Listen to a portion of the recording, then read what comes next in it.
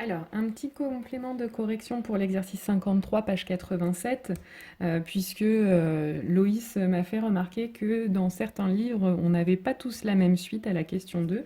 Donc, pour ceux qui ont comme moi une suite UN qui est égale à 1 sur 2 à la puissance n plus 1, la correction, je l'ai déjà faite dans ma précédente vidéo. Par contre, il y en a certains qui ont comme suite UN égale 1 sur 2n plus 1, sans puissance. Donc je vais faire la correction pour cette suite-là, pour ceux qui ont ce manuel-là, et puis pour les autres aussi, si ça les intéresse. Donc le principe, c'est toujours de déterminer les variations de cette suite en utilisant la différence UN plus 1 moins UN. Donc c'est ce que j'ai calculé ici. Donc UN plus 1, c'est cette expression-là dans laquelle je vais remplacer n par n plus 1. Donc attention, en mettant bien le n plus 1 entre parenthèses. Et puis ensuite, moins UN, donc je remplace par 1 sur 2n plus 1.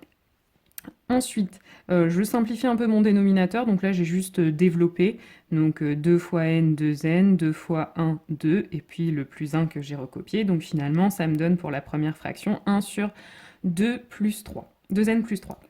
Maintenant, le principe est quand même le même que dans la correction précédente, c'est-à-dire que je dois étudier le signe de cette différence.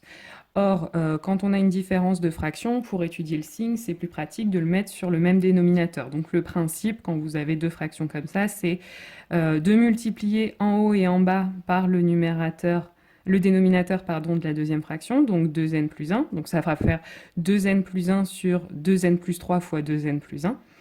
Et puis cette fraction-là, on la multiplie par le dénominateur de celle-ci.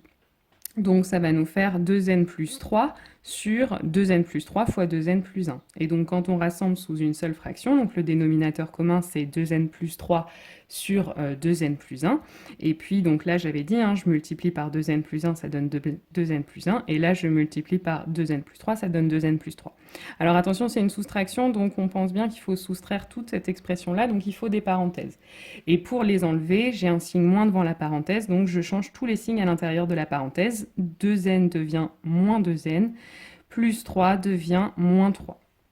Je simplifie, donc là j'ai les deux n qui vont s'annuler, j'ai un 2n là, un moins 2n là, et puis 1 moins 3, ça nous fait moins 2. Donc voilà finalement ce que ça donne l'expression de un plus 1 moins un.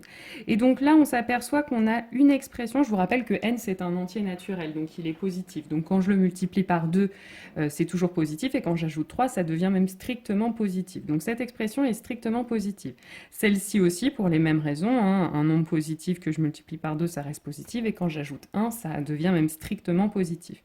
Donc finalement, mon dénominateur, c'est le produit de ces deux expressions qui sont positives, donc plus par plus, ça fait plus. Donc le dénominateur, il est positif. Et le numérateur, par contre, moins 2, c'est négatif. Donc finalement, ma fraction, globalement, elle est négative.